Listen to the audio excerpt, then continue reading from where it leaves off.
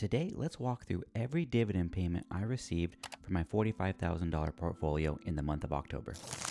Kicking off the month on October 1st, I received dividends from 3 different investments. First, Coca-Cola paid me $7.81. Then Vanguard S&P 500 VOO added a nice $33.24. And then Huntington Bank shares pitched in with $5.58.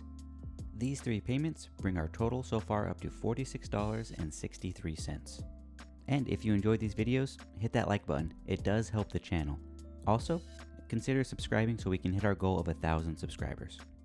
Next up, on October 10th, Medical Properties Trust, MPW, came in with 2 dividends. One payment for $4.40 and another for 7 cents. Then, to finish off October, I received dividends from 2 real estate investments on October 15th. WP Carey with $7.11, and then Realty Income with $2.03. So adding everything up, my dividend portfolio paid me a total of $60.24 in October. And I know that's not a massive amount, but every dollar is reinvested to build up that passive income snowball. And over time, I'm hoping this will grow into something much more significant. Thanks for watching. Drop a comment below and let me know, what's your favorite dividend stock right now? I'd love to hear from you.